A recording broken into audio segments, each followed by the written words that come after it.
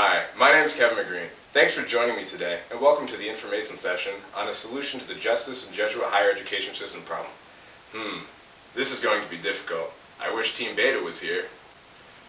Oh look, it's Team Beta! Well, let's get started. The Justice and Jesuit Higher Education Conference will be held at Fairfield University from Thursday, June 18, 2009 to Sunday, June 21, 2009. Fairfield University will be hosting approximately 500 people. A system designed to support this conference will address three main problems: registration, logistics, and information presentation. The primary stakeholders will be participants, presenters, media, faculty of Fairfield University, and those running the conference. Issues regarding registration include payment security issues involving credit card and participant registration. Personal information needs to be held confidential. A readily available payment breakdown will provide information for the potential user. Late fees and clearly communicated deadlines will reduce human error on the side of the participant. Monetary restrictions regarding staff may limit features. Registration for the specific events may also be a useful but problematic facet of the site. The logistics of the conference include lodging arrangements, such as which buildings need to be reserved with how many rooms. At the very least, transportation arrangements, directions, and information of the surrounding area should be provided to the participants. Guests with special needs should be considered, as well as food and lodging options, which can differ drastically for individuals. The amount of food to be prepared for each meal is another consideration. The information we want to present on the site varies widely.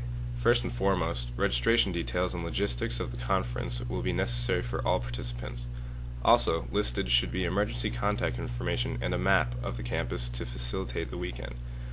Online should also be posted the list of events, who is presenting and where. Along with this should be a speaker directory, should any participant wish to contact the speakers. This will also help registrants to find out more about what a particular lecture is about. This will facilitate their decision on which presentations to attend. Other information on climate, visas, currency exchange rate, nightlife, and surrounding cities are needed as well, especially for international guests. On the website, we intend to have the information presented in a friendly, readable format. For example, a basic overview of the conference should be provided on the site to inform registered participants and also possible participants in all the required details. The process of registration will also be available on the website. Included here is a preliminary example of what the registration page may look like, providing links to suggested forms of transportation as well as directions to campus. A link for contact information is also provided for easy use. A page of contact information for those most involved is key to participants looking for esoteric details not listed on the webpage. Shown here is a map of the campus where the conference will be hosted. On the map are numbered buildings to be referenced with individual speakers, the name of their talk, and the date and time of the presentation. This gives participants an opportunity to plan out which talks to attend throughout their stay on campus. In addition, it provides specific information that can be accessed during the conference with as much benefit as beforehand. A speaker directory is possibly even more important than the contact information of the key players. This page provides contact information on the titles of participating speakers throughout the weekend. A page for area attractions, dining, and nightlife should also be included to give participants activities to enjoy during the periods of downtime in the weekend. Addresses, phone numbers, and quick access to directions, the basics of each attraction such as cost and food style, are provided in plain view for the user. The benefits we can collect from the use of this website are primarily monetary. Using a website will be more cost-effective than using mail lists or phone calls, especially when staffing is considered. The implementation of a website will reduce human error in staffing, expedite registration, and enable the storage of vast amounts of information for easy use. Also, as is increasingly popular, the all-online registration and information presentation promotes the eco-friendly attitudes Jesuits embody.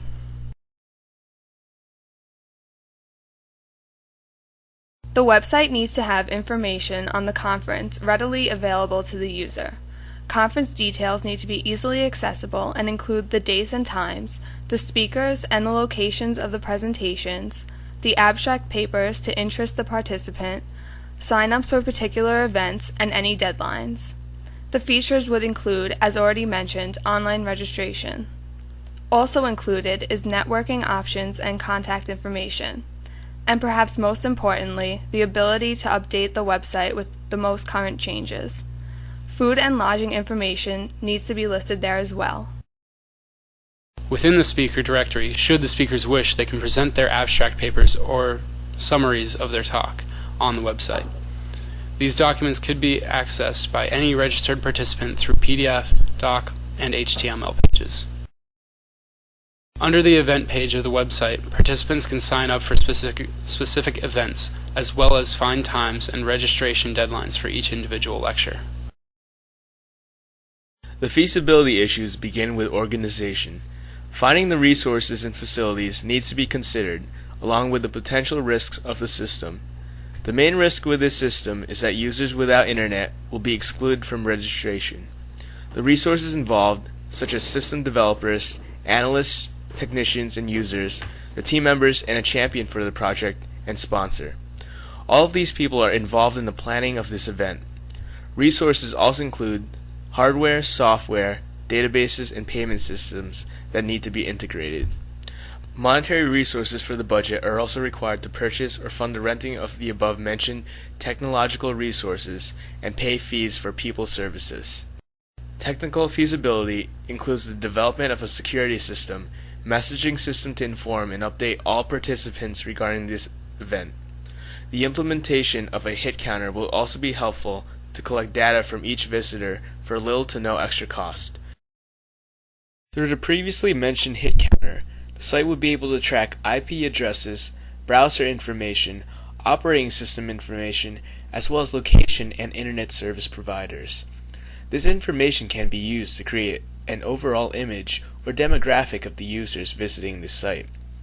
Then the site can be adjusted and customized to accommodate the visitor preferences. Schedule feasibility is the final issue. Information on the website will need to be made available by roughly late November, early December.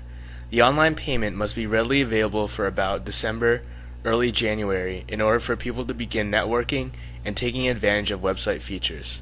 Updates will be needed to be made available to those who sign up, and that will be a continuing process from after they sign up until the time of the conference. The economic feasibility, as always, will come down to a cost-benefit analysis. Costs, salaries and wages, equipment and installation, software and licenses, facilities, and utilities. Benefits include increased rapport among those attending, increased employee morale and productivity, and gained expertise among attendees. Thank you for joining us today. You can contact us at is240teambeta@gmail.com. Remember, that's is240teambeta@gmail.com. We appreciate your questions and feedback. Have a beta-rific day!